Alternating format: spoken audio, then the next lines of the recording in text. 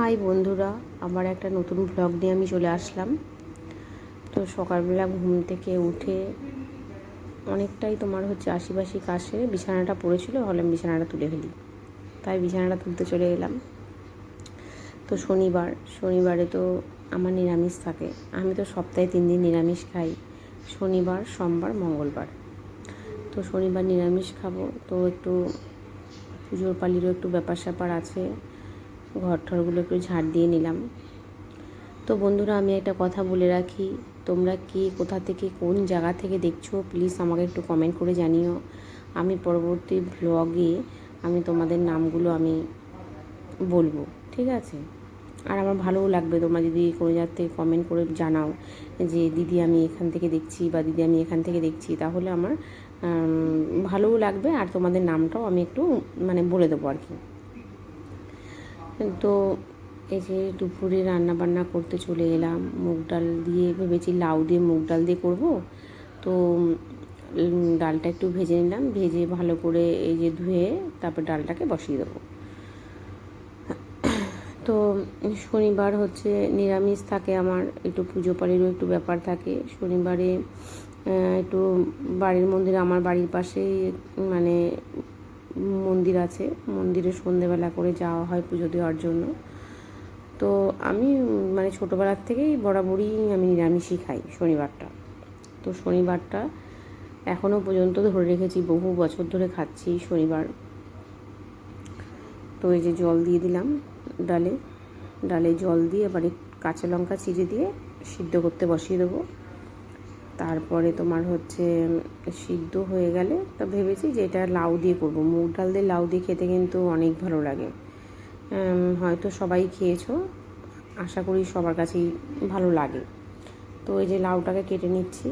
লাউটা নিয়ে এসেছি বাজার থেকে, তো মনে হলো লাউটা বাড়িতে এনে কেটে দেখি লাউটা একটু বীজ বীজ টাইপের হয়ে গেছে, একটু কচি না আর কি, একটু বুড়ো টাইপের হয়ে গেছে।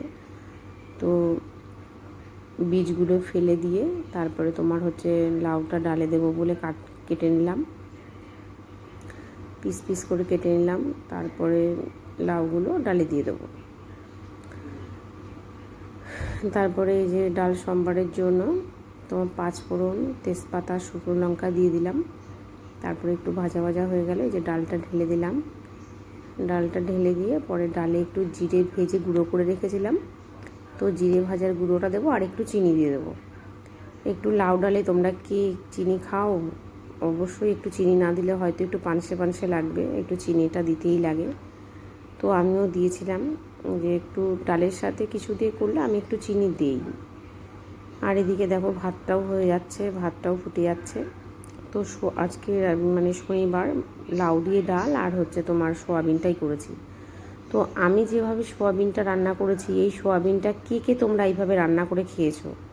আর যদি না রান্না করে খেয়ে দেখো, আমি বললাম একটা বার হলেও আমি যেভাবে করছি ঠিক সেভাবে সোয়াবিনটা রান্না করে খেয়ে দেখো, ভীষণ ভালো লাগে। নিরামিষের দিন এরকম একটা করে সোয়াবিন খাওয়া খুবই ভালো লাগে। তোমরা খেয়ে দেখো। আমি কী দিলাম, নুন দিয়েছি, জিরের গুঁড়ো দিয়েছি, তারপরে শুকনো লঙ্কার গুঁড়ো দিয়েছি, একটু সয়া সস দিয়েছি আর একটু বেসন দিয়েছি, দিয়ে ভালো করে মেখে এ দেখো তেলে ভেজে আমি তুলে নিয়েছি। তারপরে নর্মালি যা দিই আর কি, আমরা নিরামিষে যা দিই, জিরে, তারপরে আদা, লঙ্কা, তারপরে টমেটো, এই সব দিয়ে আর মশলা করে আলু ভেজে, একটু জিরে দিয়ে আলু ভেজে সোয়াবিনটা দিয়ে যেমন করে তোমরা করো আর কি, খালি সোয়াবিনটা ভাজাটুকুই এইটুকুনি। এইভাবে ভেজে সোয়াবিন তোমরা তো নর্মালি ভাজো, নর্মালি না ভেজে আমি যা যা দিলাম তাই দিয়ে ভেজে একদিন সোয়াবিন যেভাবে রান্না করে সেভাবেই করবে। কেউ পেঁয়াজ রসুন দিয়ে খেতে চাইলে করতে পারো, আরও বেশি টেস্ট হবে। তো তোমরা যেভাবে করো না কেন আমাকে অবশ্যই একটু জানিও কিন্তু।